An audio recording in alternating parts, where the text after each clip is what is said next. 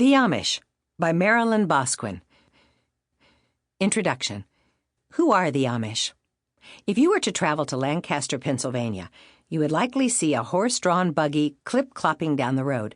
The man steering the buggy, if he were married, would have a beard but no mustache.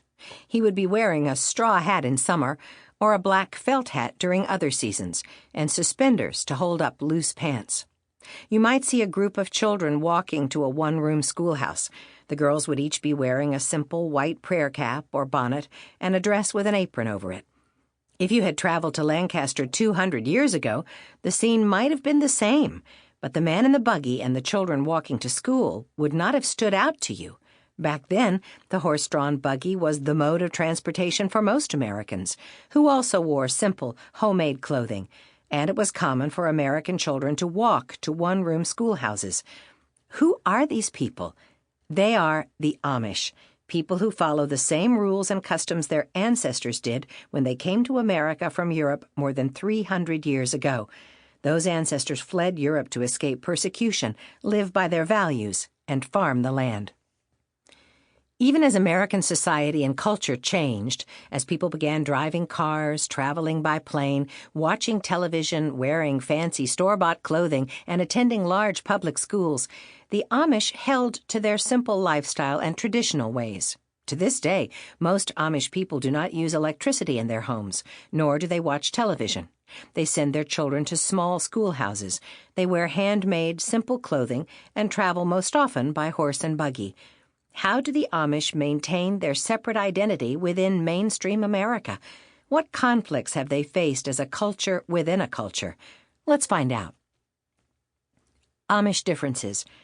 There are varied communities and rules within the broader Amish culture. This book tells mostly about traditional, old-order customs. Some Amish communities today may have fewer restrictions, though their basic philosophies have stayed the same. Chapter 1. The Amish Way. Men riding in a horse and buggy are common images of the Amish held by non-Amish people, whom the Amish refer to as English or Englishers. However, the distinguishing characteristics of the Amish people go beyond their appearances. The Amish use the German word, Ordnung, to describe their way of life. Ordnung means something close to order or code.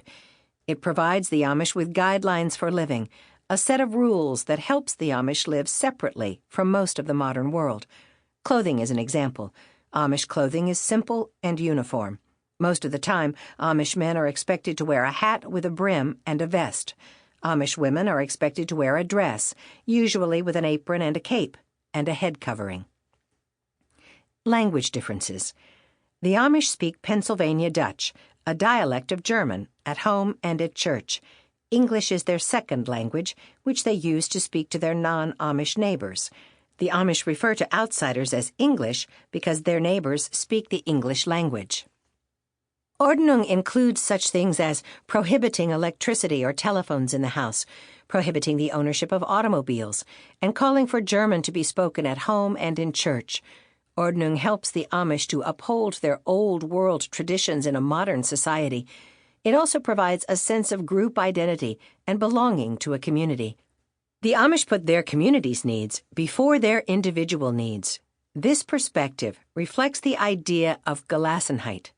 Gelassenheit is another German word that to the Amish means something like voluntary submission to a higher power. Sample complete. Ready to continue?